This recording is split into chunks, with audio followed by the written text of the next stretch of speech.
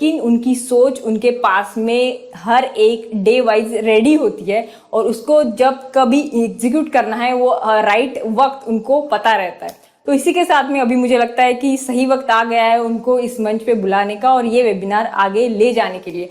So let's welcome हमारे MCL के रचनाकार, सलाहकार और शिल्पकार, visionary dynamic leader doctor Shyam Golab sir. Thank you.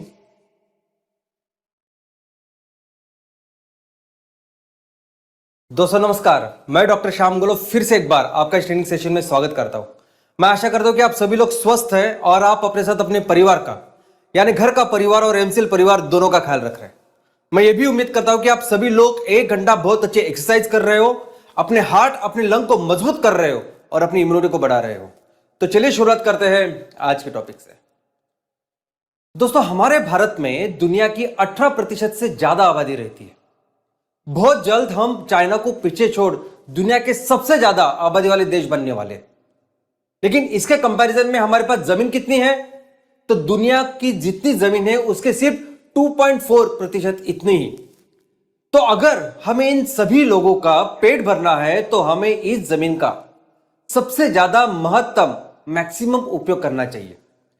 लेकिन यह तो बहुत अच्छी बात है कि इस कुदरत ने, इस धरती मां ने हमें इतना कुछ दिया है, इतना हमारे ऊपर मेहरबानी की है कि हम अगर इसको अच्छी तरह से काम करें तो हम एग्रीकल्चर और कई सारे क्षेत्रों में पूरी दुनिया में नंबर 1 का काम कर सकते हैं। लेकिन इसके लिए हमें अपने जमीन को समझना बहुत जरूरी है और यही हमारी कोशिश है कि आप सभी को अपने इस जमीन के बारे में समझे। तो वैसे फिर आज एक ऐसे ही जमीन के टुकड़े के बारे में, एक ऐसे ही फिजियोग्राफिक डिवीजन के बारे में हम लोग समझने वाले हैं। दोस्तों, भारत में जो भी भौगोलिक परिस्थिति है उसके हिसाब से उसके प्राकृतिक विभाग किए हैं। तो आज जिस प्राकृतिक विभाग की हम लोग बात करने वाले हैं उसका नाम है तटीय मैदान। वैसे तो भारत में 2 तरह के मैदान हैं। एक उत्तर भारतीय मैदान जिसे हम सिंधु गंगा का मैदान भी कहते हैं और पूरी दुनिया उसे भारत का महान मैदान के नाम से जानती है। इसके अलावा और एक मैदान है जिसका नाम है तटीय मैदान।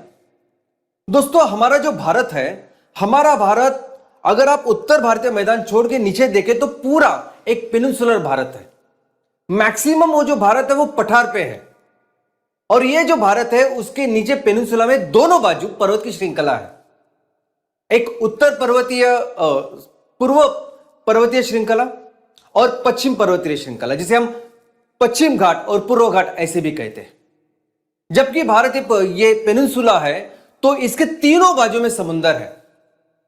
तो ये मैदान जो इस घाट और इस समुंदर के बीच में है इसे कहते हैं तटीय मैदान। तो हमारे पास है पूर्व तटीय मैदान जहां पूर्व घाट और बंगाल का उपसागर इन दोनों के बीच में फैला हुआ यह मैदान है, और पश्चिम तटीय मैदान जहां पश्चिम घाट और अरबी समुद्र इसके बीच में फैला हुआ यह मैदान है। तो दोस्तों, आज इस तटीय मैदान के बारे में ही हम लोग थोड़ा सा डिस्कस करने वाले हैं।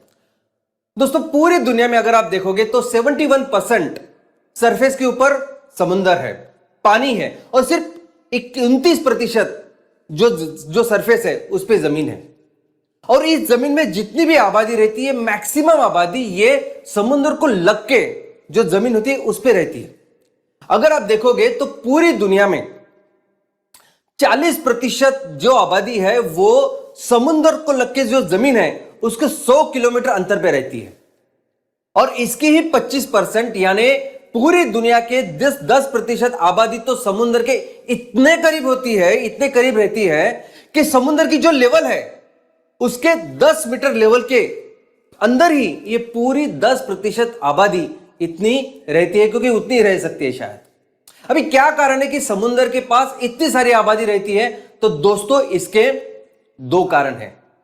नंबर 1 की समुद्र के पास जो भी जमीन होती है उस जमीन पे जो हवामान होता है वो सम हवामान होता है, यानी वहां गर्मी, वहां ठंडी, और कोई भी सीजन अगर क्यों ना हो वो हमेशा महत्तम, वो मीडियम होता है, बहुत ज्यादा एक्सट्रीम नहीं होता।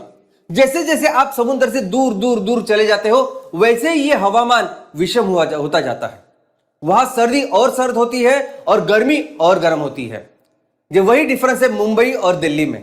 अगर आप दिल्ली में देखोगे तो बहुत ज्यादा कड़क सर्दी और कड़क गर्मी होती है, लेकिन मुंबई में हमेशा कोई भी मौसम क्यों ना हो, लेकिन हवामान उस तरह वैसे रहता है। दूसरा एक इंपॉर्टेंट कारण यह है कि ये जो समुंदर है ये इन लोगों के, इन आबादी के लिए खाने की व्यवस्था भी करता है। हमने देखा कि पूरी दुनिया में जहां से संस्कृति चालू हुई, मनुष्य ने वहां रहना चालू किया जहां उसके खाने का इंतजाम हुआ। सबसे पहले थी एग्रीकल्चर, खेती। तो जहां पानी थी, जहां अच्छी उपजाऊ जमीन थी, और जैसे ही मनुष्य को पता चला कि यहां मैं अपने खाने की चीजें बना सकता हूं, खेती कर सकता हूं, उसने शिकार करना छोड़ दिया और एक जगह पर रह के वो बस्ती करने लगा, गांव बसने लगे, नगर बसने लगे। वैसे ही अगर समुद्र की मैं बात करूं तो समुद्र में उपजत नैसर्गिक ऐसी व्यवस्था है और वो है मछली। दोस्तों, पूरी दुनिया के लिए ये मछली एक बहुत अच्छा इंपॉर्टेंट फूड है। पूरी दुनिया में जितनी भी आबादी है 37% जो लोग हैं वो कोस्टल कम्युनिटीज कहलाते हैं। इसका मतलब ये सभी लोग, इनकी आर्थिक और सामाजिक जो व्यवस्था है ये समुद्र से बनी हुई होती है। इसके अलावा अगर आप न्यूट्रिशन और हेल्थ की बात करोगे तो पूरी दुनिया में जितना भी प्रोटीन कंज्यूम होता है, हम सभी लोगों को प्रोटीन लगता है, तो पूरी दुनिया की 17% प्रोटीन की जो जरूरत है वो ये समुद्र की मछली ये पूरा करती है। लेकिन यही प्रोपोर्शन अगर आप डेवलपिंग विकसनशील देशों में देखोगे तो 50% तक ये जो प्रोटीन है ये समुद्र की मछली उनको प्रदान करती है।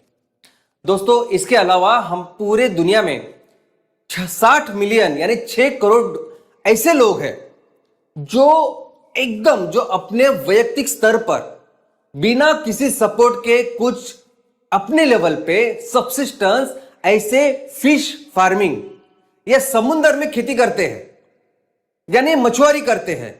दोस्तों, 6 करोड़ ऐसे लोग हैं कि जो अपने दम पे मछुआरी करते हैं, ना उनको कोई सपोर्ट होता है, ना कोई भी वो मार्केट की व्यवस्था होती है, कुछ भी ना होते हुए खुद जाते हैं, मछली ढूंढते हैं, लेते हैं और उनको बेचते हैं। ऐसे लेवल पे लगभग 6 करोड़ लोग मेहनत करते हैं, काम करते हैं और उनकी जो आर्थिक और सामाजिक परिस्थिति बहुत लो है। तो चलिए समझते हैं हमारे देश के इन तटीय मैदानों के बारे में। दोस्तों, हमारा ये जो देश है भारत देश और ईस्ट एशिया के सभी जो अलग अलग देश हैं, इन सभी को भारतीय उपखंड के नाम से जाना जाता है। भारत के साथ श्रीलंका, बांग्लादेश, भूटान, नेपाल, पाकिस्तान, अफगानिस्तान, ये सभी देश, इन सभी देशों को मिलकर भारतीय उपखंड कहा जाता है, क्योंकि ये सभी देश एक जमाने में भारतीय उपखंड या भारतवर्ष का एक हिस्सा थे। लेकिन दोस्तों, इससे भी बड़ी बात मैं आपको बताता हूं कि पूरी दुनिया के अंदर सिर्फ 4 महासागर है, सिर्फ 4। अब ये 4 महासागर में अगर आप देखोगे तो 2 महासागर तो ध्रुवों पे है, यह हमारी जो पृथ्वी है, तो ऊपर और नीचे पोल के ऊपर 2 महासागर, एक आर्कटिक महासागर और दूसरा एंटार्क्टिक महासागर। अगर ये छोड़े तो सिर्फ बचे 2 महासागर। अब ये 2 महासागरों में एक है पैसिफिक महासागर और दूसरा है हिंद महासागर, दूसरा है भारत का महासागर। ऐसा कौन सा देश है इस दुनिया में जिसके नाम के ऊपर एक पूरा उपखंड है और उससे ज्यादा एक पूरा महासागर है? और ये क्यों है? क्योंकि भारत का इतिहास इतना गौरवशाली है, इतना महान है। समझते हैं दोस्तों, भारत के जो कोस्ट लाइन है, भारत को जो समुद्र मिला है वो लगभग 7,516.6 किलोमीटर इतना है। लेकिन भारत की जो मुख्य भूमि है उसकी हम लोग बात करें तो 6,100 किलोमीटर इतना वो कोस्ट लाइन है। बाकी की जो कोस्ट लाइन है वो हमारे पास जो अलग अलग द्वीप है उसकी वो कोस्ट लाइन है। हमारे पास अगर देखोगे तो तीनों तरीके से समुद्र है। जो राइट साइड में है उसे हम अरबी समुद्र कहते हैं पश्चिम की ओर, लेफ्ट की ओर वो है बंगाल का उपसागर और नीचे है हिंद महासागर। दोस्तों, लगभग 11 स्टेट्स और यूनियन टेरिटरीज ये भारत की मुख्य भूमि के लक्ष्य है, जो इस तटीय मैदान का, जो इस कोस्ट लाइन का भाग हिस्सा है। तो गुजरात से लेके बंगाल तक, वेस्ट बंगाल तक अगर आप देखोगे तो 9 राज्य है जो इस मैदान के प्रदेश में आते हैं और 2 यूनियन टेरिटरीज। दोस्तों, तो किस तरह से ये मैदान बनते हैं? तो मैदान अदरवाइज भौगोलिक जिन जिन कारणों से बनते हैं उन सभी कारणों से हमारे ये दोनों पूर्व और पश्चिम तटीय मैदान बने हुए हैं। हमने देखा कि ये पूरी जो भूमि है, ये पूरी जो पृथ्वी है, उसके अंदर बहुत सारे बड़े बड़े प्लेट्स हैं जिसे हम टेक्टोनिक प्लेट्स कहते हैं। और ये वो प्लेट है जिनके बीच में हमेशा कुछ ना कुछ मूवमेंट होती रहती है, और इस मूवमेंट के कारण अब ऊपर की जो भौगोलिक रचना है वो तैयार होती है। हमने देखा कि कैसे इस दो प्लेट्स है उनके बीच में जब मूवमेंट होती है तो हिमालय जैसा पर्वत भी तैयार होता है। हमने देखा कि कैसे ये दो प्लेट जब आपस में मूवमेंट करती है तो उनके कारण मैदान भी तैयार होता है, उनके कारण पठार भी तैयार होता है। तो हमारा ये जो देश है, इस देश में जो ये दो तटीय मैदाने हैं वो इन टेक्टोनिक मूवमेंट के कारण भी बनी है। सबसे पहले ये मैदान बने हुए हैं डिपोजिशन की वजह से। हमने देखा कि पूरी दुनिया में और उत्तर भारतीय मैदान भी कैसे बने, तो हिमालय से जो भी नदियां निकली उन नदियों ने अपने साथ बहुत सारी मिट्टी, बहुत सारा सेडिमेंट लाया, और उसकी वजह से ये पूरे जो उत्तर भारतीय मैदान है वो बने।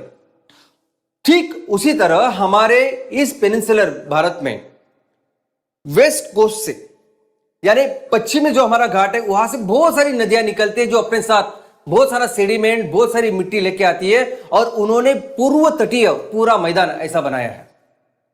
उसके अलावा हमारा ये मैदान बना हुआ घर्षण से भी है। अगर आप पश्चिमी तट की रचना देखोगे तो वहां की नदियां भी निकलती है पश्चिम घाट से ही, वेस्टर्न घाट से ही, और एकदम थोड़े से ही अंतर पे जाके मिलती है अरबी महासागर से।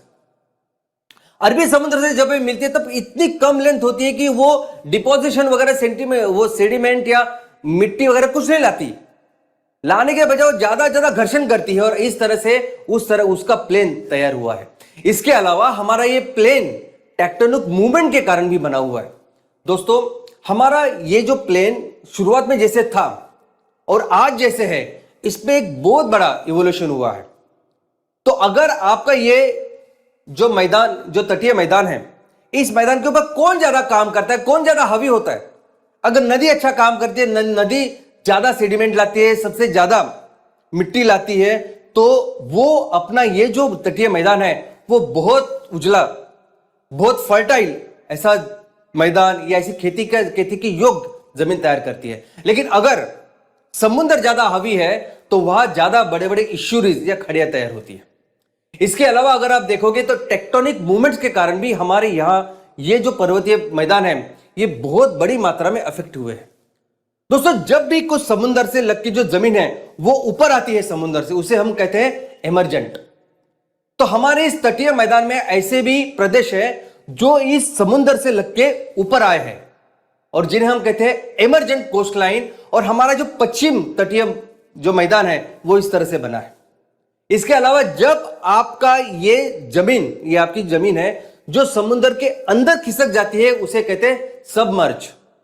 तो ऐसे सबमर्ज हुए तटीय मैदान भी भारत के पास है, और वो सभी पूर्व तटीय मैदान में है। दोस्तों, ये सभी चीजें, ज्योग्राफिकल चीजें, नदियों का काम, घर्षण, इन सभी की वजह से ये पूरे जो तटीय मैदान है, ये जो पूरे प्रदेश है, उनकी जियोलॉजिकल परिस्थिति भी बदलती है। कैसी मिट्टी होगी, कितनी उपजाऊ होगी, क्या पत्थर होंगे, किस तरह के वेजिटेशन इसमें आएंगे, क्या हम लोग कर सकते हैं, ये पूरा इस पे डिपेंड होता है। तो चलिए शुरुआत करते हैं हमारे इस तटीय मैदान की। जैसा हमने देखा कि दो तटीय मैदान है, एक पूर्व तटीय मैदान और पश्चिम तटीय मैदान। शुरुआत करते हैं पूर्व तटीय मैदान से। तो सबसे पहले देखें कि पूर्व तटीय मैदान ये जो बना हुआ है ये इन 4 राज्यों से बना हुआ है। ये ऊपर वेस्ट बंगाल से शुरू होकर नीचे तमिलनाडु तक ये तटीय मैदान है। वेस्ट बंगाल, ओडिशा, आंध्र प्रदेश और तमिलनाडु, ये 4 जो स्टेट्स है वो इसमें आते हैं। इसके अलावा पौंडीचेरी करके जो हमारा यूनियन टेरिटरीज है, केंद्र शासित प्रदेश है, वो भी इसमें आता है। दोस्तों, ये जो प्रदेश है इसकी अगर आप चौड़ाई देखोगे तो 100 किलोमीटर से लेके 120 किलोमीटर ऐसी इसकी चौड़ाई है। मैक्सिमम टाइम पे अगर एवरेज भी आप लेंगे तो 100 के ऊपर ये इतना चौड़ा है। दोस्तों, एक ऐसा मैदान है कि सोचिए कि ऑलमोस्ट 1600 किलोमीटर लंबा और 100 से 125 किलोमीटर चौड़ा इतना बड़ा जबरदस्त प्लेन इस पूर्व तटीय मैदानों में बना हुआ है। हमने देखा कि किस तरह से पूर्व भारतीय मैदान में तो हिमालय से बहुत बड़ी बड़ी नदियां आई, गंगा, ब्रह्मपुत्रा और सिंधु, और उन्होंने दुनिया का सबसे फर्टाइल प्लेन बनाया। वो सबसे फर्टाइल है इसलिए तो पूरी दुनिया इसका महान मैदान कहती है, भारत का महान मैदान। दोस्तों वैसे ही महान तटीय मैदान बना हुआ है। जैसे हमने देखा कि ऊपर ये जो बड़ी बड़ी नदियां हैं, इस गंगा, सिंधु, उसी तरह से बहुत बड़ी बड़ी लंबी लंबी नदियां हमारे इस पेनिनसुलर रीजन में भी है। ये नदियां इस वेस्ट कोस्ट से निकलती है और बंगाल के उपसागर उसको जाके मिलती है।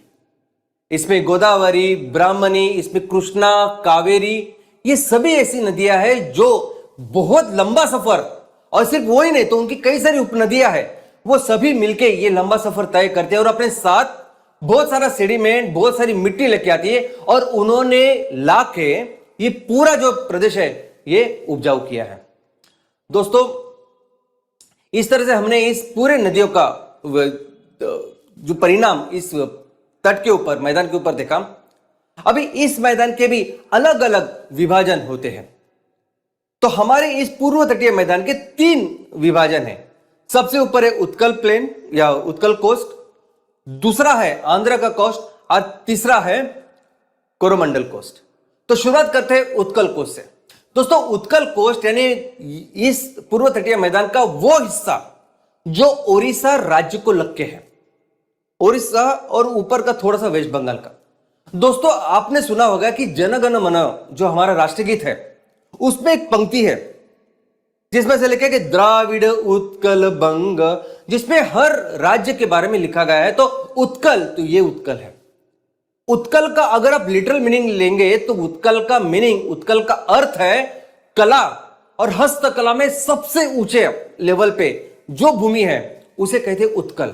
और दोस्तों ये उड़ीसा, ये पूरा प्रदेश, यानी मैं तो कहूंगा ये उड़ीसा नहीं तो पूरा उड़ीसा और नीचे पूर्व तटीय मैदान और ये पूरे लग के जो रीजन्स है, ये अपने इतिहास में कला और हस्तकला में पूरी दुनिया में मशहूर है, मशहूर थे। इसके वजह से नंबर 1 पूरी दुनिया में फैले हुए ऐसे प्रदेश है। तो सबसे पहला ये जो प्रदेश है इसे हम कहेंगे उत्कल। यही वो प्रदेश है जिसमें अगर आप देखोगे तो कई सारे राज्यों का या साम्राज्य इसमें तैयार हुआ है, जिसमें सबसे नोटेबल जो साम्राज्य था वो है सम्राट अशोक का। सम्राट अशोक ने इसके पूरे ये जो पूरा इलाका है उसमें बहुत बड़ा साम्राज्य का निर्माण किया। गौतम बुद्ध की बुद्धिस्ट या बौद्ध धर्म का सबसे ज्यादा प्रचार प्रसार हुआ होगा तो इसी भूमि से हुआ, और यही वो भूमि थी कि इस भूमि से फिर वो साउथ ईस्ट एशिया के जो बाकी के देश हैं, चाइना, कंबोडिया, वियतनाम से लेकर जापान तक, वो इसी क्षेत्र से वो चले गए। इसके बाद जो कोस्ट है उस कोस्ट का नाम है आंध्र कोस्ट। दोस्तों आंध्र राज्य का मैक्सिमम एरिया वो इस पूर्व तटीय मैदान के ऊपर है। लगभग 58% जो एरिया है इस राज्य का वो इस पूर्व तट को लग के है। अगर आप लोगों की बात करेंगे तो लगभग 69% से ज्यादा, यानी ऑलमोस्ट 70% लोग इस पूर्व तटीय मैदान में रहते हैं। ये पूर्व तटीय मैदान आंध्र प्रदेश में इतना जरूरी है कि इस आंध्र प्रदेश की जो कैपिटल, जो राजधानी है अमरावती, वो भी इस तटीय मैदान में है। इसके अंदर, इसके नीचे या दक्षिण में दूसरा जो मैदान है उसका नाम है कोरोमंडल मैदान या कोरोमंडल कोस्ट। दोस्तों ऐसे कहते हैं कि कोरोमंडल कोस्ट एक्चुअली उत्कल के नीचे पूरा ये जो पूर्व तटीय मैदान है इस सभी को कोरोमंडल कहते हैं। पुराने जमाने में अगर आप देखोगे तो मैक्सिमम समय पे ये पूरा जो अंतर है, उड़ीसा के नीचे पूरी जो जमीन है उसे पूरे कोरोमंडल ऐसा कहा जाता है, कहा गया है। अभी कहां से आया कोरोमंडल? तो अगर आप इतिहास में जाके देखोगे तो सबसे पहले कोरोमंडल इस शब्द जिन्होंने दिया, तो एक थ्योरी कहती है कि पोर्चुगीज थे जिन्होंने इस शब्द को फेमस, मशहूर किया। और वो इसलिए किया क्योंकि यहां चोला राज्य का बहुत बड़ा साम्राज्य था और उनसे ही नाम निकला कोरोमंडल। दूसरी थ्योरी ये बताते हैं कि डच यहां थे और डच ने फिर वहां के जो क्षेत्र है उसके नाम से नाम रखा कोरोमंडल। लेकिन इसके नाम का सबसे पहले जो सबसे पहले जिसने जिक्र किया है, जिसने लिखा है, वो थे एक इटाली के एक्सप्लोरर। अभी आप बोलोगे कि ये क्या है कि इसके बारे में पोर्चुगीज बोल रहे हैं, डच बोल रहे हैं, इटाली ने नाम रखा, पूरी दुनिया में इतना मशहूर कैसे था ये प्रदेश? तो दोस्तों वही कोरोमंडल पूरी दुनिया में अपनी इन सभी चीजों के लिए मशहूर था, और वो इस पूरी चीज की वजह से इस कोरोमंडल क्षेत्र ने पूरी दुनिया में अपने इकोनॉमी की वजह से नाम बनाया था। कोरोमंडल की इकोनॉमी इतनी विकसित थी कि पूरे दुनिया के देश यहां आना चाहते थे और उनके साथ बिजनेस करना चाहते थे। और इसीलिए डच लोग वो भी आए, वहां उन्होंने कॉलोनी बनाई, पोर्चुगीज लोग आए, उन्होंने अपनी कॉलोनी बनाई, अंग्रेज ऑफकोर्स वो आए, उन्होंने अपनी कॉलोनी बनाई, फ्रेंच लोग आए, उन्होंने अपनी कॉलोनी बनाई। हर कोई यहां कॉलोनी बना के यही काम करना था कि ये भारत के साथ व्यापार हम लोग करें। भारत ये जो काम कर रहा है उसका पूरा माल लेके हम लोगों तक, कस्टमर तक पहुंचाए, क्योंकि पूरे दुनिया में सभी कस्टमर्स में ये माल, ये चीजें बहुत बहुत ज्यादा मशहूर थी। दोस्तों अंग्रेज 1947 में चले गए, यानी ये सभी लोग कॉलोनीज आए, सभी लोगों ने कॉलोनी बनाई, सभी लोग व्यापार करना चाहते थे भारत के साथ। हमने देखा कि अंग्रेजों ने बाजी मारी, बाकी के लोग थोड़े से पीछे रह गए और अंग्रेजों ने 1947 तक यहां राज किया। लेकिन फ्रेंच अगर आप देखोगे तो फ्रेंच 1954 तक यहां थे, यानी अंग्रेज चले जाने के बाद भी फ्रेंच यहां थे। आज भी अगर आप पौंडीचेरी में जाओगे तो पौंडीचेरी में लगभग सभी स्कूलों में फ्रेंच सिखाया जाता है। वहां आधे से ज्यादा लोग फ्रेंच बोलते हैं और वहां उनका कनेक्शन है फ्रेंच लोग के साथ। तो शतकों से लोग यहां बिजनेस हमारे इस कोरोमंडल क्षेत्र में करते आए हैं। दोस्तों इतना ही नहीं, थाईलैंड में अगर आप देखोगे तो भारतीय संस्कृति का बहुत बड़ा प्रभाव है। ये गणपति की बहुत विशाल विशाल मूर्तियां तो है, लेकिन उनके करेंसी के ऊपर, उनके नोट के ऊपर गणपति का चित्र है। वहां थाईलैंड में अगर आप बैंकॉक एयरपोर्ट पे जाओगे तो वहां बहुत बड़ा आपको वो समुद्र मंथन की बहुत बड़ी प्रतिमा आपको, स्कल्पचर आपको दिखाई देगा। और अगर आप इसकी रचना देखोगे, इसका तरीका देखोगे, इसके आर्ट देखोगे तो आपको पता चलेगा कि ये सब हमारा जो साउथ इंडिया है उससे प्रभावित है। तो थाई में जो कुछ कल्चर था, जो कुछ गया, भारत का जो इन्फ्लुएंस बना, वो बना सिर्फ और सिर्फ इस कोरोमंडल की वजह से। दोस्तों मैं आपको बता दूं कि चाइना में कुछ चीजें बहुत मशहूर है, जिनको बोलते हैं चाइनीज लैकर गुड्स। अभी जो आप देख रहे हैं ये है चाइनीज लैकर गुड्स। अब ये जो चाइनीज लैकर जो आप देख रहे हैं, इसमें क्या होता है कि चाइना में बहुत उनके कई सारी चीजें, यानी उनका फर्नीचर हो, उनके कटलरी हो, बाकी कुछ चीजें, इन चीजों के ऊपर एक कुछ कलाकुसर होती है, हस्तकला होती है। और ये हस्तकला, ये कलाकुसर जो है वो एक मटेरियल है जिसे हम लाख कहते हैं। लाख आपको पता होगा। लाख दोस्तों आज भी अगर किसी चीज का अगर सील करना है, अगर बैंक सील करती है, गवर्नमेंट सील करती है, तो उसके लिए हम लोग इस्तेमाल करते हैं लाख, उसे कहते हैं लाख। तो इस लाख के ऊपर वो लाख लगा के उसमें उसको प्रिजर्व होता है वो जो चीज है वो, और उसमें बहुत जबरदस्त कलाकुसर चाइना में होती है। और ये सभी चीजों का चाइना में बहुत ज्यादा इस्तेमाल होता है। ये चीजें अगर आप देखोगे तो चाइना का एक कल्चर है। चाइना अगर आप देखोगे तो हमारे प्राचीन, इनफैक्ट बहुत ही पहले एरा से लेके आज तक लोग ऐसी कलाओं का, ऐसी चीजों का इस्तेमाल करते हैं।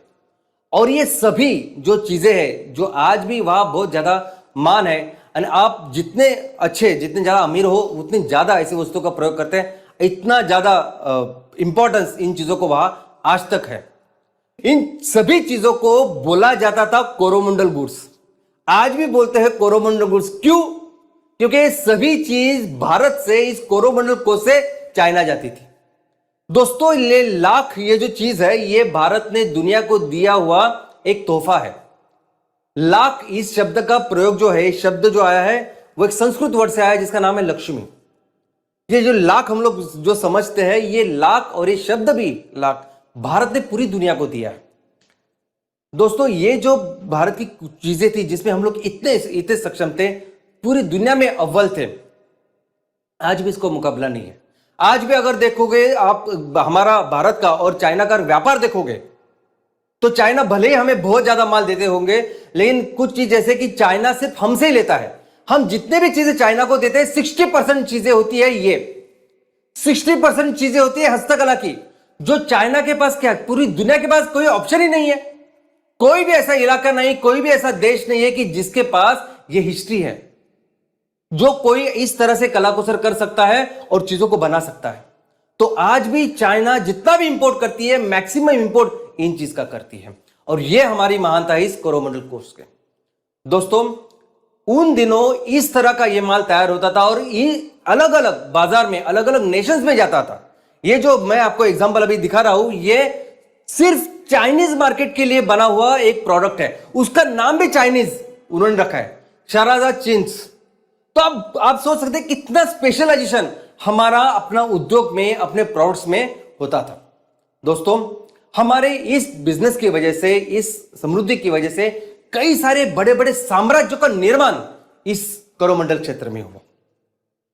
इनफैक्ट अगर आपको इस कोरोमंडल क्षेत्र की जो महती है, जो इसका इतिहास है, अगर आपको जानना हो, अगर आपको देखना है कि क्या लेवल पे हमने इस बिजनेस को, इस समृद्धि को लेके गए थे, तो कई सारी किताबें हैं, कई सारी किताबें जो हमने नहीं, फॉरेन वाले लोगों ने लिखी है, और उन्होंने सब बताया कि कैसे ये कोरोमंडल कोस्ट पूरी दुनिया के लिए एक बहुत ही इंपॉर्टेंट ऐसा व्यापार का केंद्र था। और ये इतना ही नहीं, ये कोरोमंडल वर्ड पूरी दुनिया में जहां जहां फैला है, आप कहीं भी अगर कोरोमंडल ये शब्द आपको सुनाई देता है, सामने दिखाई देता है, तो 100% समझ लेना कि इसकी जो उत्पत्ति है वो भारत से हुई है। आज भी अगर ऑस्ट्रेलिया में, साउथ ऑस्ट्रेलिया में कोरोमंडल वैली है, तो वो है भारत की वजह से। आज भी अगर न्यूजीलैंड में कोरोमंडल पेनिनसुला है, तो उसकी भी उत्पत्ति है भारत की वजह से। दोस्तों, लेकिन इसी कोरोमंडल क्षेत्र में, इसी पूर्व तटीय मैदान में 2004 में दुनिया के इतिहास की सबसे बड़ी सुनामी आई थी। वो सुनामी इतनी बड़ी थी कि इतना बड़ा हादसा पूरी दुनिया की हिस्ट्री में कभी नहीं हुआ। भारत और इंडोनेशिया, इन दोनों को मिलकर लगभग 2,30,000 लोग से भी ज्यादा लोग उसमें मारे गए थे। तो चलिए देखते हैं हमारे वेस्टर्न कोस्टल प्लेन के बारे में, पश्चिम तटीय मैदान। अब ये पश्चिम तटीय मैदान में अगर आप देखोगे तो लगभग 5 राज्य हैं जो इसमें आते हैं: गुजरात, महाराष्ट्र, गोवा, कर्नाटक और केरला। अब इन 5 राज्यों से मिलके ये जो पूरा मैदान बना हुआ है, इसकी विड्थ अगर आप देखोगे तो इसकी विड्थ पूर्व तटीय मैदान के मुकाबले बहुत कम है। यानी मैक्सिमम जगह पे तो सिर्फ 10 किलोमीटर से 25 किलोमीटर ही है। सिर्फ केरला ऐसा प्रदेश है कि जहां वो थोड़ा सा बड़ा है, जो 80 किलोमीटर तक कहीं जाता है। तो मैक्सिमम जगह पे ये जो पूरा मैदान है, ये पूरा बहुत छोटा ऐसा मैदान है। दोस्तों, इसमें इस मैदान में भी बहुत सारी नदियां बहती है। हमने देखा कि कैसे पूर्व तटीय मैदान में बहुत सारी नदियां बहती है, वैसे पश्चिम तटीय मैदान में भी बहुत सारी नदियां बहती है। ये नदियां अभी पश्चिम घाट से निकलती है और अरबी जो समुंदर है उसको जाके मिलती है। लेकिन इसकी जो लेंथ होती है, ये सफर बहुत छोटा सा होता है, तो ये ना कोई मिट्टी का निर्माण करती है, ना कोई सेडिमेंट्स लाती है और जमीन के ऊपर कुछ प्रभाव करती है। उल्टा ये घर्षण ज्यादा करती है, और इसी की वजह से ये पूरा प्रदेश अगर आप देखोगे तो इस पूरे प्रदेश, ये पथरीला ऐसा प्रदेश है। इसमें ज्यादा पत्थर, रॉक्स ऐसे नजर आते हैं, और इसीलिए इसकी जियोलॉजी भी वैसी है। इसकी जियोलॉजी भी अगर आप देखोगे तो इसमें मिट्टी बहुत कम है। तो एक तरफ हमने देखे कि बहुत ज्यादा उपजाऊ, बहुत ज्यादा फर्टाइल सी जमीन है, और यहां वेस्टर्न पार्ट में जो जमीन है उसमें बहुत पत्थर ज्यादा है, मिट्टी कम है। लेकिन दोनों में क्लाइमेट बहुत अच्छा है। क्लाइमेट अगर आप देखोगे तो दोनों में बहुत ज्यादा बारिश ऐसी होती है। दोस्तों, ये जो एग्रीकल्चर है वेस्टर्न प्लेन में, ये प्लेन भी इससे प्रभावित है। जैसे हमने देखा कि पूर्व तटीय मैदान में बहुत ज्यादा अच्छी तरह से हम लोग खेती कर सकते हैं, बड़ा मैदान भी है। यहां मैदान भी छोटा है, 10 से 25 किलोमीटर सिर्फ विड्थ के, और जमीन भी वहां सिर्फ और सिर्फ पथराली है। इसलिए अगर आप देखोगे तो यहां ज्यादा होता है हॉर्टिकल्चर, यहां फलों के ज्यादा उत्पादन होते हैं, जैसे आम है, कैशू है, ये सब होता है। शुरुआत करते हैं पहले मैदान से, जिसका नाम है कच्छ और काठियावाड़ का मैदान। दोस्तों, गुजरात स्टेट में इस पश्चिम तटीय मैदान की शुरुआत होती है और शुरुआत होती है इन कच्छ और काठियावाड़ मैदान से। दोस्तों, ऐसा मैदान है कि जो बना हुआ है दो आखातों के बीच में। जब हमने पेनिनसुला देखा, पेनिनसुला में क्या होता है कि जमीन का एक भाग होता है, टुकड़ा होता है जो समुद्र में जाता है, तीनों ओर समुद्र होता है, पानी होता है और बीच में होती है जमीन। उसके एग्जैक्टली अपोजिट अगर कुछ है तो वह है आकाश, जिसमें समुद्र बीच में चला जाता है और तीनों बाजू होती है जमीन। ऐसे हमारे भारत का सबसे बड़ा आखात अगर कुछ है तो वह कच्छ का आखात और दूसरा है खंबात का आखात। और कच्छ और खंबात में ये जो पूरा प्रदेश है इसे हम काठियावाड़ का प्रदेश या मैदान ऐसा कहते हैं। दोस्तों, वैसे देखा जाए तो पश्चिमी जो घाट है वो घाट याद नहीं होते। ये ऐसा प्रदेश है, ये अकेला ऐसा प्रदेश है पूर्व और पश्चिम घाट पूरे तटीय मैदान के बीच में कि जहां पानी और बारिश भी बहुत कम है। बाकी सभी जगह अगर देखोगे तो बहुत अच्छी बारिश है, लेकिन इस पे बारिश बहुत कम है। इसके ऊपर नॉर्थ में अगर आप देखोगे तो ऐसी जमीन है, एक तो पानी तो कमी है लेकिन सॉल्ट बहुत ज्यादा है और उसे ग्रेट रान ऐसे कहते हैं। लेकिन वैसे ही छोटा रान ऐसी इस तट को लग के है। इस यहां भी अगर वेस्ट कोस्ट नहीं है लेकिन कुछ पर्वत है, पर्वत की श्रृंखला है और वहां एक गिरनार पर्वत जो सबसे लंबा, ये सबसे ऊंचा ऐसा पर्वत इसमें पाया जाता है। दोस्तों, ये जो पूरा प्रदेश है ये नीचे तापी और नर्मदा वहां तक है। तापी और नर्मदा के नीचे अगर आप जाओगे तो वहां है गुजरात कोस्टल प्लेन और वहीं से फिर शुरुआत होती है वेस्टर्न घाट की भी, पश्चिमी घाट की भी। दोस्तों, तापी और नर्मदा ये दो बहुत बड़ी नदियां हैं जो वेस्ट की ओर बहती है, अरबी समुद्र को जाके मिलती है। तो हमने देखा कि जिस तरह से पूर्व तटीय मैदान पे बहुत बड़ी बड़ी नदियां हैं, वैसे पश्चिमी तट पर बहुत बड़ी बड़ी नदियां नहीं है, लेकिन सिर्फ ये दो का एक्सेप्शन है। तापी और नर्मदा इतनी बड़ी नदी है कि जो अपने साथ भी बहुत सारा सेडिमेंट लेके आती है, बहुत सारी मिट्टी लेके आती है और उसने गुजरात की ये भूमि जो तापी के नीचे है उसको वैसे ही उपजाऊ बनाया है जैसे पूर्व तटीय मैदान। तो इसलिए हम लोग देख सकते हैं कि इस जमीन के ऊपर, इस भूमि के ऊपर भी बहुत अच्छी खेती बहुत सालों से होती है। इसके अलावा अगर हम लोग नीचे आएंगे तो फिर शुरू होता है कोकण। महाराष्ट्र और गोवा के क्षेत्र राज्य में ये जो तटीय मैदान है जो पश्चिमी घाट को लग के है, ये दो राज्य के मैदान को कहते हैं कोकण। दोस्तों, ये जो कोकण है ये इसकी अगर विड्थ अगर आप देखोगे तो बहुत कम है, जैसे मैंने बताया 10 से 25 किलोमीटर है। और ये पूरे रीजन में अगर आप नदियां देखोगे तो नदियां बहुत छोटी छोटी है, बहुत सारी हो सकती है, लेकिन इतनी छोटी छोटी नदियां कि उसका इस खेती के लिए खूब ज्यादा उपयोग नहीं होता, अच्छी मिट्टी वो नहीं लाते, तो ज्यादा से ज्यादा यहां इस जमीन के ऊपर होते हैं पत्थर। लेकिन एक बहुत इंपॉर्टेंट फीचर इसका यह है कि इसमें मिनरल बहुत ज्यादा पाए जाते हैं। दोस्तों, हमें पता है कि हमें जितना भी क्रूड ऑयल लगता है 80% से ज्यादा, लेकिन ऑलमोस्ट 82% ऑफ क्रूड ऑयल हम लोग इंपोर्ट करते हैं बाहर से। तो इसका मतलब है 18 से 20% जो क्रूड ऑयल वो हम लोग बनाते हैं। तो जो हम लोग बनाते हैं, जो सबसे बड़ा जो सोर्स है जहां से ये क्रूड ऑयल भारत को मिलता है, वो सोर्स इस कोकण के नजदीक है। मुंबई के नजदीक एक बॉम्बे हाई करके एक जगह है जो 170 किलोमीटर समुद्र में है और ये वो जगह है जहां से सबसे ज्यादा ओएनजीसी को इस क्रूड ऑयल और नेचुरल गैस मिलता है। इसके अलावा ये जो कोकण का क्षेत्र है, वैसे देखा जाए तो सबसे अच्छा पानी है, हवामान अच्छा है, जमीन सिर्फ इसकी उतनी उपजाऊ या मिट्टी उसमें नहीं है, पत्थर ज्यादा होते हैं, लेकिन ये हमारे ये सभी भौगोलिक जो परिस्थिति है ये फल उत्पादन के लिए बहुत अच्छे है, हॉर्टिकल्चर के लिए बहुत अच्छे। इसलिए आप देखोगे कि तो यहाँ मैंगो, यहाँ कोकोनट, यहाँ पाम और बाकी की जो है कैशू, ये सभी इसमें बहुत बड़े लेवल पे लेके जाते हैं। गोवा और साउथ अगर आप कोकण लोगे साउथ महाराष्ट्र का, तो ये तो पर्यटन के लिए भी काफी फेमस है, इसके बीचेस बहुत ही खूबसूरत है। दोस्तों, इसके नीचे जो कोस्ट है उसका नाम है कन्नड़ा कोस्ट या करावली कोस्ट। कन्नड़ इस लैंग्वेज में इसे करावली कोस्ट ऐसे कहते हैं। दोस्तों, इसमें 3 डिस्ट्रिक्ट है जिससे एक कोस्ट बनता है, उत्तर कन्नड़ा, दक्षिण कन्नड़ा और उडुपी। तो अगर ये नाम अगर आप सुनेंगे तो आपको पता चलेगा इन नामों का, इन स्ट्रक्चर का, इन जगह का पूरे भारत में और मैं तो कहता हूं पूरे दुनिया में कितना महत्व है। इसके नीचे जो प्रदेश है उसका नाम है मलाबार कोस्ट।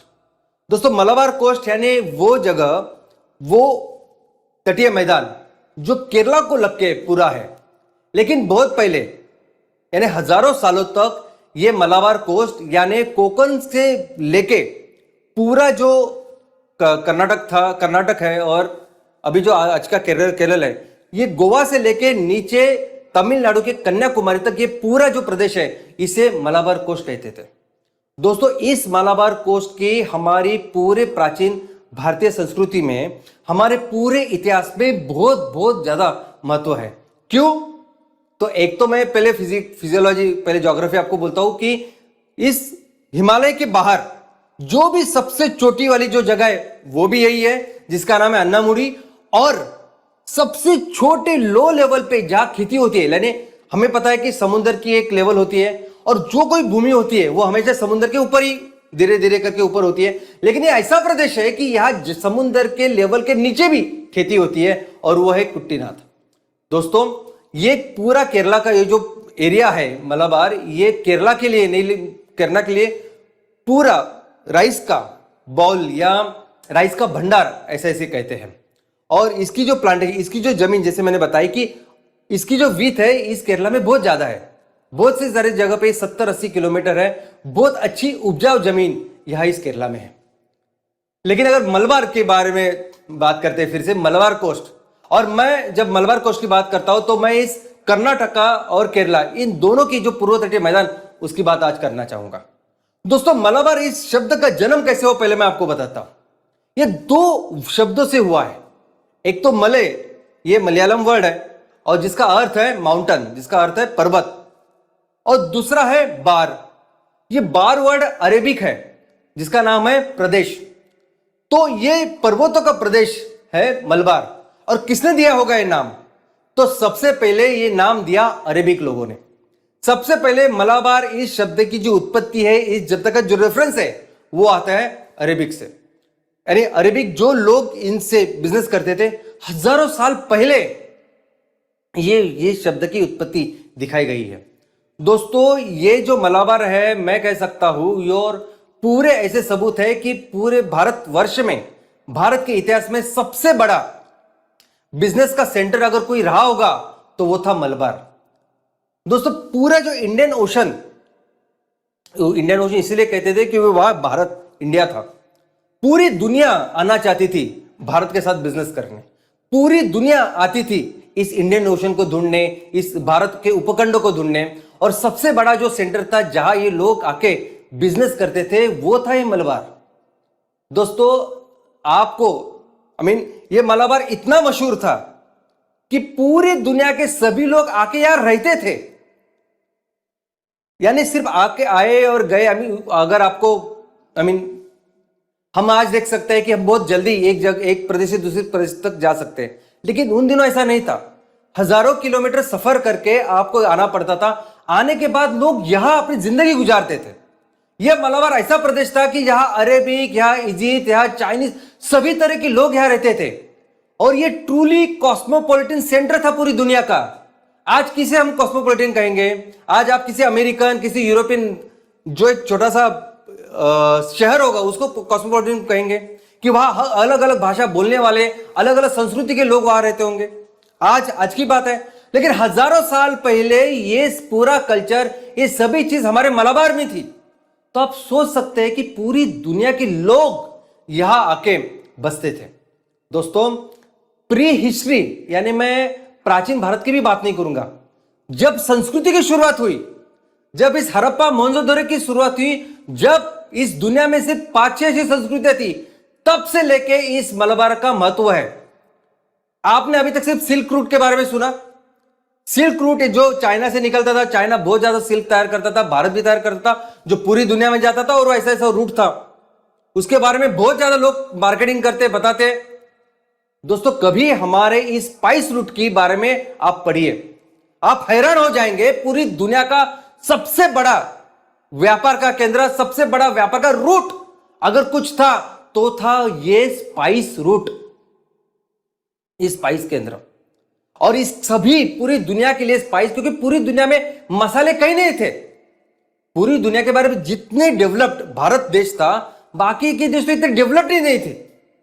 ये सभी मसाले में जो अलग अलग चीजें होती है, ये सिर्फ और सिर्फ इस केरला, इस मलाबार कोस्ट में मिलती थी। पूरी दुनिया के लोग आते थे इसको लेने। ये इतने मशहूर, इतने इंपॉर्टेंट है क्योंकि खाना तो बेसिक है। पूरी दुनिया इसको खरीदने, व्यापार करने यहां मलाबार आती थी। दोस्तों, ये इस मलाबार को भारत का स्पाइस गार्डन ऑफ इंडिया कहते हैं। और हजारों सालों पहले, देखो अभी हम ईस्वी सन बाद की बात कर रहे हैं, अभी हम 2022 में, ईस्वी सन पूर्व 3000 4000 से ये बिजनेस शुरू है। यहां शुरुआत की अरब ने, लेकिन बाबिलोनियंस, एसिरियन, इजिप्शियंस, ये सभी लोग यहां मसाले का बिजनेस करने के लिए भारत आते थे। और अरब तो ऐसे थे कि इन्होंने पूरी दुनिया में उनकी मोनोपोली थी। इतने वो घुल मिल गए थे इस मलाबार से। यहां आके उन्होंने इस तरह से बिजनेस का कंट्रोल किया कि एक समय था कि वो मोनोपोली इनकी थी। एक किताब है जो ईस्वी सन बाद 1st सेंचुरी में लिखी है, जिसका नाम है पेरिप्लस ऑफ एरिथ्रेंसी। आप ये पढ़ना कभी, आप ये पढ़ना। इस किताब में कौन से बिजनेस होते थे, कौन से रूट्स थे, कौन सी अपॉर्चुनिटी थी, और किस तरह से ये भारत का मलाबार पूरी दुनिया के लिए सबसे बड़ा व्यापार का केंद्र था, ये आपको दिखाई देगा। इसके अलावा एक हमारे पास एक संगम लिटरेचर करके एक लिटरेचर कहा जाता है। हमारे देश में सबसे पुराना जो लिटरेचर है जो उपलब्ध है, जो तमिल लैंग्वेज में, तमिल भाषा में है, इसे कहते हैं संगम लिटरेचर। उस लिटरेचर में यह कहा गया है कि भारत के जो मसाले लाने के लिए इजिप्ट से भर के सोना, पूरा सोना भर के जहाजें आते थी और वो मसाले लेके जाते थे। क्या आप बिलीव करेंगे? ये साउथ में, इस केरला में, साउथ, इतना सोना कहां से आया? ये था बिजनेस, ये था व्यापार, जिसकी वजह से हम लोग इतने अमीर थे। और उन्होंने लिख के रखा है। और सिर्फ इन्होंने कई सारे ऐसे रेफरेंस आपको दिखाई देंगे, सोना भर के जहाज वहां ये मसाले खरीदने आती थी। ये जो मंदिर आपने कभी देखा, पद्म स्वामी नामी मंदिर, ये पद्म स्वामी अभी जो ये मंदिर है, ये केरला में स्थित है और ये अभी सुप्रीम कोर्ट के निगरानी में है। इसमें इतना सोना है कि पूरे भारत का आज के दिन का जो कर्जा है वो आराम से हम लोग राइट ऑफ कर सकते, चुका सकते हैं। इसके अलावा जिसके 3-4 दरवाजे हैं शायद, लेकिन इसमें 1-2 दरवाजे अभी तो हाथ भी नहीं लगाया हमने। इतना सोना इस टेंपल पे, इस मंदिर में कहां से आया ये सोना? तो ये था इस व्यापार से। दोस्तों, केरला में, इस मलाबार में इतने बड़े बड़े साम्राज्य हो गए, जिसमें सम्राट अशोक से लेके चोला, केरा, राष्ट्रकूटा, पंड्या, ये सभी लोग थे। आज भी अगर आप जाके देखोगे तो आपको पता चल गया, आज भी हम लोग ये स्ट्रक्चर नहीं तैयार कर सकते। ये जो चीजें उन्होंने तब तैयार की है ना, आज यहां अब हम लोग नहीं कर सकते विथ ऑल मॉडर्न टेक्नोलॉजी। दोस्तों, ये वास्को द गामा क्यों आया था? वास्को द गामा जो गोवा पहुंचा, वो आया था इसी बिजनेस को तराशने। वो यही आया, उसने आने के बाद अभी तक जो मलाबार में एक प्लेस है जिसका नाम है कोझिकोड, वो कोझिकोड उन दिनों इस मलाबार का कैपिटल हुआ करता था। और वहां वास्को द गामा है और वहीं से फिर इन लोग का, यूरोपियन लोगों का मॉडर्न जो बिजनेस है उसकी शुरुआत हुई। बाद में ऑफ कोर्स अंग्रेज आ गए, पोर्चुगीज, डच, सभी लोग आए और उन्होंने बिजनेस करना चालू किया, लेकिन एंड तक सबसे बड़ा जो कंट्रोल वो इन अरब लोग का था। अंग्रेजों ने इस पूरे प्रदेश को मद्रास प्रेसिडेंस के नाम से उसको रखा और उसका पूरा एडमिनिस्ट्रेशन किया। और यही मद्रास प्रेसिडेंसी बाद में हमारे आजादी के बाद बना मद्रास स्टेट। और आजादी के बाद जब हमने भाषावार जो प्रांत रचना की, उसके अनुसार अलग अलग राज्य बने, तो इसके भाषा के अनुसार मलयालम और कन्नड़ के अनुसार इसके फिर 2 राज्य बने, जो एक कर्नाटका और दूसरा केरला। तो चलिए आज की बात करते हैं। ये तो है हमारे सभी मैदान कैसे थे, क्या कर रहे हैं हम लोग, सब कुछ। आज की तारीख में अगर आप देखेंगे तो इसका जो पर्सपेक्टिव है सामाजिक आर्थिक, वो है, उसको देखते हैं तो हमारे देश के लगभग 9 स्टेट्स, हमने देखा कि 9 राज्य और 2 केंद्र शासित प्रदेश इन दोनों तटीय प्रदेश में रहते हैं। इन दोनों को मिलकर लगभग 42 करोड़ इतनी जनसंख्या है जो इस तटीय प्रदेश में रहती है। लेकिन समुद्र को लगके, इस समुद्र का जो किनारा है उसको लगके 150 किलोमीटर के दायरे में लगभग 33 करोड़ इतनी जनता रहती है। इकोनॉमिक एंगल से अगर आप देखोगे तो ये ऐसा प्रदेश है कि यहां जमीन भी है और यहां पानी भी है। तो अगर आप सिर्फ बिजनेस के हिसाब से देखोगे तो ऐसी सभी चीजें जो हम जमीन से मिलकर कर सकते हैं वो भी यहां होते हैं, और ये जो पानी से मिलकर भी जो चीजें होती है वो भी यहां हम लोग कर सकते हैं। ऐसा है प्रदेश है। तो बात करते हैं एग्रीकल्चर की। दोस्तों एग्रीकल्चर के में जैसा हमने देखा कि दोनों, ये पूरा गुजरात से लेके बंगाल तक, वेस्ट बंगाल तक, ये पूरा जो प्रदेश है, इस पूरे प्रदेश में एग्रीकल्चर बहुत सालों से होता है। लेकिन अगर आप ईस्टर्न या पूर्व तटीय की बात करोगे तो वहां का जो एग्रीकल्चर है, वहां की जो भूमि है, वहां का जो हवामान है वो बहुत ही जबरदस्त है। इसकी तुलना सिर्फ और सिर्फ उत्तर भारतीय मैदान के साथ हो सकती है। आज भी इतना उपजाऊ मैदान यह है, इसमें सबसे ज्यादा होता है ऑफकोर्स राइस, चावल। दुनिया में सबसे ज्यादा चावल के अंदर जो क्षेत्र है वो भारत का है। दुनिया में सबसे ज्यादा चावल करने वाले क्रमांक के ऊपर हम लोग, हमारा दूसरा क्रमांक है यह होता है। लेकिन इसके अलावा ये कोकोनट, पल्सेस और बाकी बहुत सारी चीजें यहां होता है। और पूर्व तटीय में ये जो इकोनॉमी है, ये जो अर्थव्यवस्था है खेती को लेके, ये बहुत बेहतर है। तो अगर वेस्ट कोस्ट की बात करें तो पश्चिम तट के ऊपर जो एग्रीकल्चर है, जो खेती है, उसमें हमने देखा कि जमीन कम ज्यादा है। केरला जैसे प्रदेशों में अच्छी जमीन है तो वहां खेती भी अच्छी होती है, वहां राइस अच्छा होता है, बाकी की जो चीजें हैं, कोकोनट, बनाना, ये सब चीजें अच्छी होती है। लेकिन बहुत सारा जो क्षेत्र है, जैसा हमने देखा कोकन में, और नीचे कर्नाटक में भी बहुत सारा क्षेत्र है जो पथरीला है, और वहां हॉर्टिकल्चर या फलोत्पादन अच्छा होता है। इसके अलावा जो दूसरा बहुत इंपॉर्टेंट ऐसा जो क्षेत्र है वो है मच्छीमारी, वो है फिश फार्मिंग, वो है समुद्र की खेती। दोस्तों भारत को मिला है 8,118 किलोमीटर का कोस्ट लाइन, किलोमीटर का समुद्र का किनारा, यानी पूरी जो मुख्य भूमि है वो और हमारे बाकी के जो छोटे छोटे द्वीप है उसको मिलके इतना बड़ा किलोमीटर का एरिया हमारे पास है। इसके अलावा अगर आप एक्चुअल एरिया की बात करोगे कि किस एरिया में, कितने सारे एरिया में हम एक्चुअली ये फिश फार्मिंग, ये मच्छीमारी का काम कर सकते हैं, तो वो है 20 लाख स्क्वायर किलोमीटर से भी ज्यादा एरिया।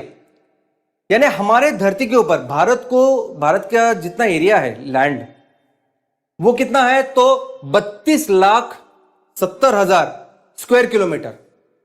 और उसकी तुलना में अगर आप समुद्र का एरिया जो हमारे खेती के लिए उपलब्ध है वो है 20,20,000 स्क्वायर किलोमीटर एरिया, है ना, ऑलमोस्ट। और जहां कुछ भी नहीं, जहां जैसे नगर बिगर, ये सिटीज बिटीज, गांव वगैरह कुछ नहीं, ये पूरा इलाका अवेलेबल है हमें ये फिश फार्मिंग करने के लिए, ये समुद्र की खेती करने के लिए। दोस्तों और एक सबसे इंपॉर्टेंट बात मैं आज आपको यहां बताना चाहता हूं। दोस्तों पूरी दुनिया में भारत का ये जो समुद्र है, पूरी दुनिया में ये जो भारत का ये समुद्र का इलाका है जहां हम लोग खेती कर सकते हैं, ये पूरी दुनिया में सर्वश्रेष्ठ है। इस पानी में जो मछलियां होती है, इस पानी में जो क्लाइमेटिक कंडीशन कुदरत ने दी है, कुदरत ने हमारे ऊपर, जमीन के ऊपर कितनी मेहरबानी की है हम सभी लोग जानते हैं। किस तरह से हिमालय है, किस तरह से पश्चिम पूर्व घाट है, ये सब हम जानते हैं। दोस्तों क्या आपको पता है कि इतनी ही मेहरबानी ये इस कुदरत ने, इस धरती मां ने समुद्र के बारे में भी की है। पूरे दुनिया में कहीं नहीं होता इतना ज्यादा प्लैंकटन, ये ऐसी चीज जिसके ऊपर ये सभी जो मछली है वो जिंदा रहते हैं, वो सबसे अच्छी तैयार होती है यहां। इसलिए दुनिया की सबसे अच्छी मछली तैयार होती है हमारे भारत में, और ये कहीं नहीं है। दोस्तों एक समय ऐसे था कि हम लोग जो जितनी भी मछली तैयार करते थे यहां भारत में, वो पूरी भारत के समुद्र में, वो भारत के समुद्र की सभी मछली 100% वैसे ही जापान लेता था। 100% हम लोग एक्सपोर्ट 100% सिर्फ जापान को करते थे। अभी जापान को क्या जरूरत है हमसे मछली लेने की? जापान जिसके पास हमसे मुकाबले 3 गुना समुद्र है। अगर हमारे पास 8,000 कुछ किलोमीटर का कोस्टलाइन है, जापान के पास 29,000 किलोमीटर का कोस्टलाइन है। और आज की तारीख में भी हमारे सबसे ज्यादा जो ग्राहक वो कौन है? तो नंबर 1 पे है अमेरिका, नंबर 2 पे चाइना, नंबर 3 पे यूरोपियन। ये सभी लोगों के पास खुद का समुद्र है, तो क्यों वो हमारे इस चीज के लिए इतने ज्यादा वो रेडी होते हैं, लेते हैं? इसका कारण है कि जिस तरह की खेती हम लोग यहां कर सकते हैं, जिस तरह की मछली हम लोग यहां कर सकते हैं, पूरी दुनिया में ये कहीं नहीं हो सकती। भारत आज की तारीख में दुनिया में सबसे ज्यादा मछली उत्पादन करने में दूसरे स्थान पे है, चाइना के बाद। लेकिन अफसोस की बात यह है कि इसमें से 2/3 यानी 2/3 जो उत्पादन करते हैं हम लोग, वो फ्रेश वाटर यानी जो इनलैंड फिशरीज है उससे करते हैं, और सिर्फ 1/3 वो उत्पादन है जो हम इस समुद्र से करते हैं, जो समुद्र सबसे इंपॉर्टेंट हमारे लिए है। लेकिन इन सब में जो समुद्र से मछली का उत्पादन होता है, उसमें सबसे नंबर 1 पे जो स्टेट सबसे अच्छा काम करता है वो है आंध्र प्रदेश। आंध्र प्रदेश ज्यादा से ज्यादा इस मछली का तैयार करता है। उसके बाद है वेस्ट बंगाल, और बाकी के राज्यों में जैसे महाराष्ट्र, गुजरात, इसमें उतना उत्पादन नहीं होता जितना होना चाहिए। और यही कारण है कि हमने 85-90 से हमने वो ब्लू रिवोल्यूशन की भी शुरुआत की है। दोस्तों, पिछले साल हमने इस समुद्र की मछली बेच के, निर्यात करके ऑलमोस्ट $8 बिलियन, ऑलमोस्ट 45,000 करोड़ इतना मुनाफा किया। और ये बहुत कम है, जितना हमारा पोटेंशियल है उससे बहुत कम है। भारत सबसे ज्यादा मछली देता है अमेरिका का, number 1 is America, China, Europe और बाद में जापान। अभी एक तो ऐसा हुआ कि हमने सभी ने अभी जो काम कर रहे हैं हम लोग कुछ सालों से, इस तरह से हम इस समुद्र को गंदा करते आ रहे हैं कि इसका उत्पादन जो है, एक तो उत्पादन वैसे रहा नहीं जैसा होना चाहिए, दूसरा इसमें इतने सारे केमिकल्स, इतने सारे अनवांटेड चीजें आती है कि जापान ने उसका जो निर्यात है वो एकदम कम कर दिया। लेकिन इसका बहुत ज्यादा पोटेंशियल है, और यही जरूरत है ब्लू रेवोल्यूशन की। हमने देखा कि ग्रीन रेवोल्यूशन हुआ, व्हाइट रेवोल्यूशन हुआ, वैसे 85-90 इस पंचवार्षिक योजना में भारत ने ब्लू रेवोल्यूशन की भी शुरुआत की, और जिसका मकसद यही था कि इस समुद्र की जो मछली का उत्पादन है उससे जितना पोटेंशियल है उसको करे, क्योंकि किसी के पास इतना ऐसा पोटेंशियल है जो भारत के पास है। तीसरा है पोर्ट्स। दोस्तों, पूरी दुनिया में जो ट्रांसपोर्टेशन होता है मालों का, 90% जो माल का ट्रांसपोर्टेशन होता है वो समुद्र से, जहाज से होता है। तो इसलिए ये पोर्ट्स इंपॉर्टेंट है। हमने देखा कि कैसे भारत पूरी दुनिया में बहुत इंपॉर्टेंट ऐसे व्यापार के केंद्र थे। आज भी वो सभी जो पोर्ट्स उन दिनों थे, आज कुछ पोर्ट है, लेकिन आज की तारीख में भी हम लोग जो बिजनेस करते हैं, ऐसे 13 मेजर पोर्ट्स ये इन पूर्व और पश्चिम तटियों में है, और लगभग 200 से ज्यादा माइनर पोर्ट्स यहां है। इसके अलावा इन पोर्ट्स की वजह से काफी सारी शहरों का भी निर्माण हुआ है, एम्प्लॉयमेंट जनरेशन हुई है, रीजनल डेवलपमेंट हुआ है। टूरिज्म, पूरी दुनिया में जो टूरिज्म होता है तो 50% लोग बीच के ऊपर जाते हैं। बीच ये इंपॉर्टेंट टूरिज्म प्लेस है for 50% of the people. Okay, तो मैक्सिमम लोग जो घूमते हैं वो बीच, इस समुद्र के तट के ऊपर जाते हैं। तो हमारे यहां भी जो टूरिज्म की अगर हम लोग बात करें तो टूरिज्म के लिए भी ये क्षेत्र बहुत फेमस है, गोवा से लेके कन्याकुमारी से लेके कटक और भुवनेश्वर तक। दोस्तों, ये जो क्षेत्र, ये वो क्षेत्र है कि जहां बहुत बड़े बड़े इंडस्ट्रियल सेंटर्स है। इसमें महत्वपूर्ण है शिप बिल्डिंग। दोस्तों, भारत का नाम पूरी दुनिया में शिप बिल्डिंग में था। प्राचीन भारत से लेके हम शिप बिल्डिंग में नंबर 1 पे थे।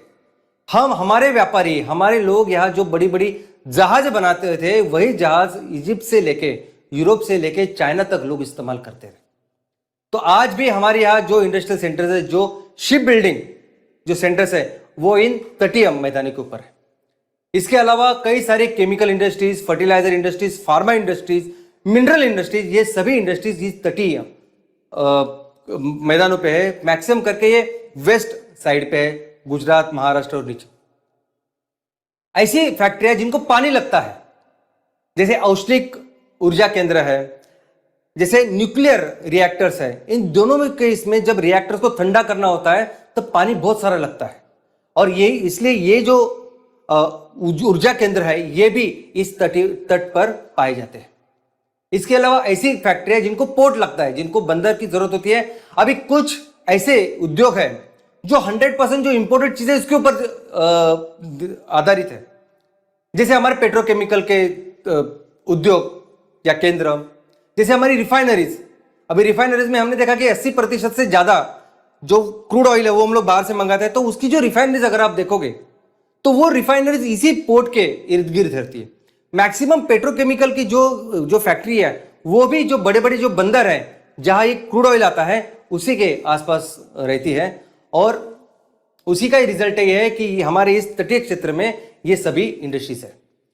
और कुछ ऐसे यूनिट्स, ऐसे कोई प्रक्रिया केंद्र, ऐसे कोई फैक्ट्रीज कि जिसमें वो उत्पादन बनता है जो उत्पादन 100% हम लोग एक्सपोर्ट के लिए देते हैं, वो सभी ऐसे मैक्सिमम जो फैक्ट्रीज है वो पोर्ट के पास रहती है। दोस्तों वैसे देखा जाए तो बॉम्बे भी वैसे ही बना है ना। बॉम्बे का कहा कुछ ऐसा इतिहास था। बॉम्बे मुंबई का अगर आप इतिहास देखोगे तो ऐसा कुछ नहीं था। अंग्रेजों ने उनको बनाया। अंग्रेजों ने इस बॉम्बे को इसलिए तैयार किया कि एक अच्छा बंदर बने, उसका एक अच्छा पोर्ट तैयार हो, बंदर बने, और उससे वो ज्यादा पूरा हमारा सब कुछ लूट के वो वहां लेके जाए। एक वो कारण। दूसरा अगर आप देखोगे तो बॉम्बे में कई सारी जो मिलें तैयार हुई, वस्त्र तैयार करने वाली फैक्ट्रीज तैयार हुई, वो इसीलिए कि जैसे ज्यादा उत्पादन बना तो वो फटाक से वो वहां अपने इंग्लैंड में लेके गए। तो वो तो वहां की बात थी, लेकिन आज भी कई सारे ऐसे यूनिट्स है जो 100% एक्सपोर्ट में है, वो मैक्सिमम ऐसे इस तटीय मैदानों में इस पोर्ट के पास है। चैलेंजेस दोस्तों, ये सभी जो तटीय मैदान है इनके सामने आज कुछ समस्याएं भी है। सबसे पहले तो मेरी नजर से जो सबसे इंपॉर्टेंट समस्या, सबसे इंपॉर्टेंट चैलेंज अगर आज हमारे सामने है तो वो है एग्रीकल्चर। दोस्तों सभी हम लोग कहते हैं ना कि इतिहास में 90% ऑफ द टाइम भारत दुनिया का सबसे शक्तिशाली, दुनिया का सबसे बड़ी इकोनॉमी था। हम दुनिया के लिए 30% से ज्यादा जीडीपी का निर्माण करते थे। किसके भरोसे पे? इस सभी करने के लिए, ये सभी गौरवशाली, ये सभी सुजलाम सुफलाम भारत जिसके बेस के ऊपर था, जिसके वजह से था, वो था एग्रीकल्चर। आज हमने देखा कि तटीय मैदान में भी ये कोरोमंडल से लेके मलबार से लेके ये सभी जो क्षेत्र है, उत्कल से लेके मैक्सिमम क्षेत्र, इसके लिए बड़े बड़े व्यापारिक केंद्र थे कि वहां की जो एग्रीकल्चर ये सबसे ज्यादा विकसित थी। लेकिन आज अगर आप यही चीज अगर आप कंपैरिजन करोगे, क्योंकि वही रिसोर्सेज आज भी है, लेकिन आज हमारी अर्थव्यवस्था में इस खेती का यह हाल है, इस एग्रीकल्चर का यह हाल है कि जो पूरी दुनिया का सरासरी उत्पादन है ना, एवरेज उत्पादन, उतना उत्पादन भी नहीं लेते हम। अब इस तटीय मैदान में सबसे ज्यादा जो फसल लेते हैं वो है राइस। अब इस चावल के उत्पादन के लिए सबसे ज्यादा क्षेत्र भारत के पास है, लेकिन उसकी उत्पादकता अगर आप देखोगे, प्रति हेक्टेरी, प्रति एकरी उत्पादकता में हमारा नंबर 55th है। हमारे आजू बाजू के छोटे छोटे देश भी हमसे ज्यादा उत्पादन करते हैं, हम नहीं करते। हमारा कारण यह है कि पिताजी होते हैं, उनकी जमीन होती है, बच्चे होते हैं 3, अपने अपनी जमीन लेते हैं, अलग अलग करते हैं। अभी छोटे छोटे टुकड़ों में ये खेती विभाजित हो गई है। हमारी जो होल्डिंग कैपेसिटी इतनी कम है कि कोई अच्छी तरह से ट्रैक्टर भी हमारे खेतों में नहीं कर सकता। इसके अलावा जो 100% खेती करते हैं, उनके इनपुट का क्या हाल है, वो मार्केट का क्या है, ये मुझे लगता है कि हमने कई बार डिस्कस किया है सब कुछ। और यही परिस्थिति आज हमारे इस तटीय क्षेत्रों में भी है। उसके अलावा ये दूसरा क्षेत्र मरीन, ये समुद्र की खेती। अभी मैंने बताया ना कि पूरी दुनिया में ऐसी परिस्थिति नहीं है जो भारत में है, और कितना पोटेंशियल है। लेकिन दुख की बात यह है कि ये जो पूरा सेक्टर है भारत में, ये फिश फार्मिंग का, ये अनऑर्गेनाइज्ड है। स्पेशली कौन सा? स्पेशली समुद्र का। इनलैंड भी हमने देखा कि 2/3, 2/3 जो माल है वो अभी इनलैंड से, फ्रेश वाटर से बनता है। लेकिन जिसका सबसे ज्यादा पोटेंशियल है, जिसका हम लोग सबसे ज्यादा उत्पादन करके आज की तारीख में जो हमारी स्ट्रेंथ है, वो सबसे ज्यादा अनऑर्गेनाइज है। मैंने आपको कहा था कि पूरी दुनिया में 6 करोड़ ऐसे लोग हैं, 6 करोड़ जो अपने लेवल पे, वैयक्तिक स्तर पे ये खेती करते हैं, ये फिश फार्मिंग या मच्छीमारी करते हैं।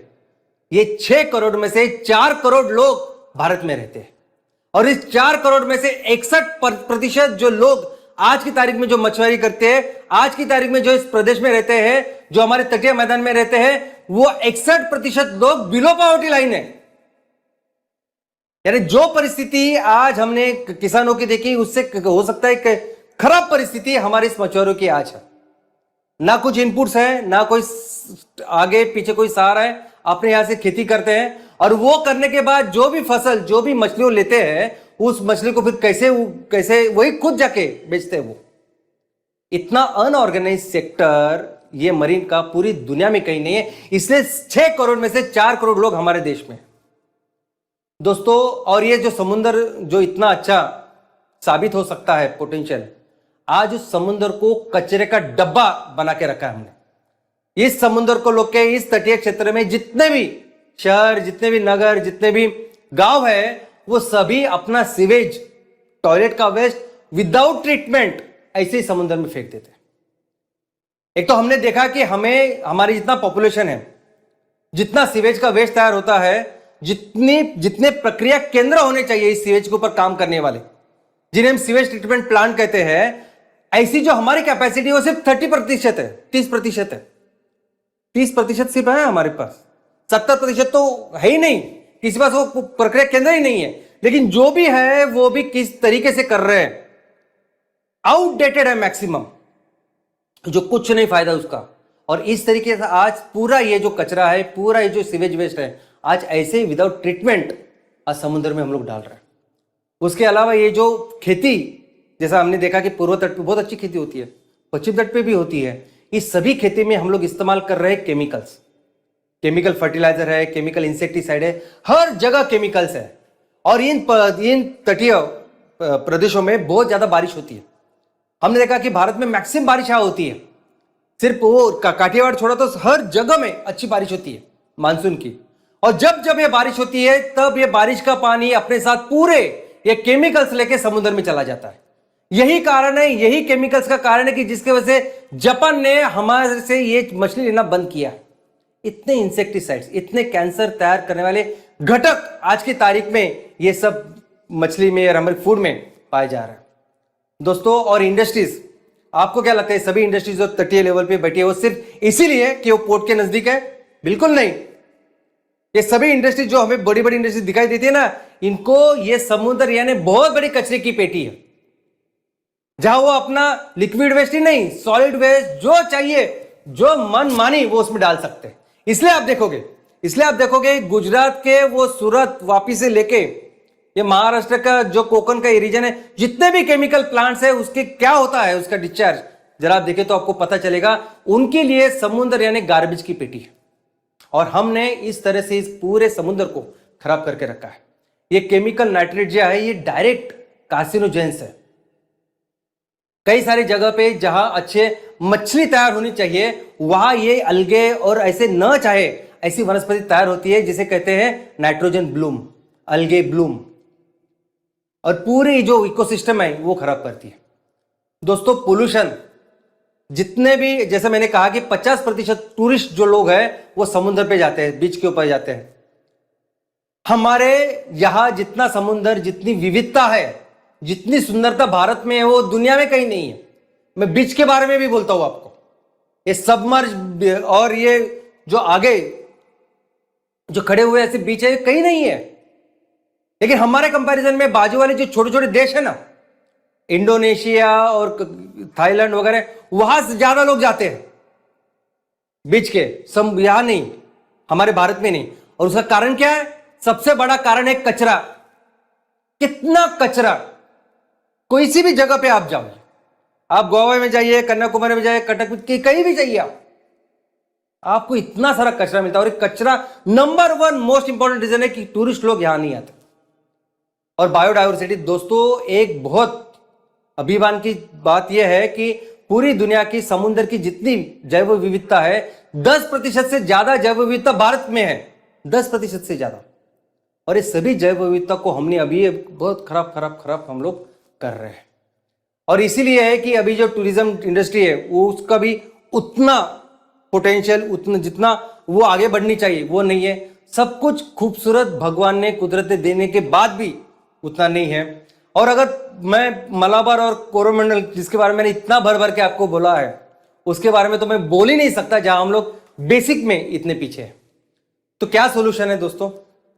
सोल्यूशन एक ही है, बिजनेस। दूसरा सोल्यूशन ही नहीं है मुझे लगता। जो भी मकसद हमें है ना, अगर हमें लगता है कि हमें अपने देश को गौरव को फिर से वापस लाना है, जो हमारा पोटेंशियल है वो करना है, उसके लिए तो कंपलसरी बिजनेस है ही। लेकिन मुझे लगता है कि हर कोई मकसद, हर कोई विजन मिशन जो हमारा है, हमें अगर इस दुनिया को, इस धरती माँ को इस ग्लोबल वार्मिंग से बचाना है, उसका ख्याल रखना है, हमें किसानों का ख्याल रखना है, हमारे किसानों को सशक्त बनाना है। आज अभी हमने देखा ये मरीन, हमारे इतने सारे मछुआरे लोग जो बिलो पॉवर्टी लाइन में आज जी रहे हैं, इनके लिए भी कुछ करना हो, कोई भी कुछ भी अगर करना है तो उसका एक ही सॉल्यूशन जो मुझे नजर आता है, जो हमारे पूरे संगठन को नजर आता है, वो है बिजनेस। और इसीलिए ये एमसीएल की शुरुआत है कि इस बिजनेस को इस तरीके से हम लोग करें कि जो हमारी स्ट्रेंथ है, जो हमारा पोटेंशियल है। और ये इसके लिए कुछ बहुत बाहर जाके कुछ करने की जरूरत नहीं दोस्तों। जो हजारों सालों से हमारे पूर्वजों ने किया है, बस वही करना है, मन लगाकर करना है, मेहनत के साथ करना है, और वही करेंगे। और इसका जो बिजनेस यूनिट है वो बहुत अच्छा हमने किया है, और वो है ग्राम पंचायत।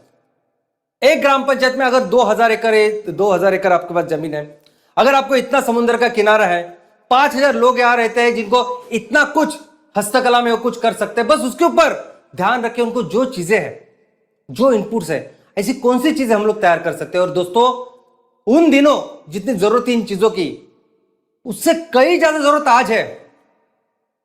आज ये फर्नीचर के लिए आप क्या करते हैं, वो केमिकल्स लगाते हैं, वो क्या अलग अलग नाम उसके आते हैं, वो लगाते हैं, कुछ तो करते हैं। कई ज्यादा बेहतर वो फर्नीचर को, उसकी लाइफ आगे बढ़ाने का वो काम था, जिसको लाख लेके हम लोग करते थे। कई सारे ऐसी चीजें जो सिर्फ भारत कर सकता है, कई सारे ऐसी चीजें जो सिर्फ भारत में बसे हुए लोग हैं, और जो हमारी संस्कृति है, जो परंपरा है, ये इन पेट्रोकेमिकल चीजों को रिप्लेस कर सकते हैं। आपको अपने ग्राम पंचायत में क्या ऐसी चीज है जो हम कर सकते, बस वही देखना है, और उसको पूरी तरह से एज ए संगठन हम एमसीएल सपोर्ट करेंगे, इनपुट्स के लिए भी और मोर इंपॉर्टेंटली मार्केट के लिए। और दोस्तों, ये जो कम्युनिटी पार्टिसिपेशन है, ये बहुत जरूरी है, क्योंकि कई सारी ऐसी चीज है जैसे हमने देखी, किस तरह से हम अपने समुद्र को बर्बाद कर रहे हैं, किस तरह से हम अपने जमीन को बर्बाद कर रहे हैं, किस तरह से छोटे छोटे टुकड़ों में और छोटे छोटे टुकड़े करके हम अपनी जमीन का, हम अपनी खेती की पूरी तरह से बर्बादी कर रहे हैं। इसको रोकने के लिए हम कम्युनिटी, समुदाय करके काम करना पड़ेगा, एक कचरा बंद करना पड़ेगा। और इसीलिए जरूरी है ये एमपीयू, ये एमसीएल प्रोड्यूसर ऑर्गेनाइजेशन। और दोस्तों, जो काम हमारे पूर्वजों ने किया हजारों सालों तक, ये जो केंद्र मैंने आपको बताया, ये मालाबार और ये कोरोमंडल, ये दुनिया के लिए सबसे बड़े, इतने बड़े केंद्र थे कि जिसके वजह से ये लोग इतने सालों तक अभी तक है ना, तो वही ग्लोरी फिर से हम लोग वापस ला सकते हैं। बस जरूरत है मिलके एक मकसद के साथ काम करने की, और वो करेंगे। धन्यवाद।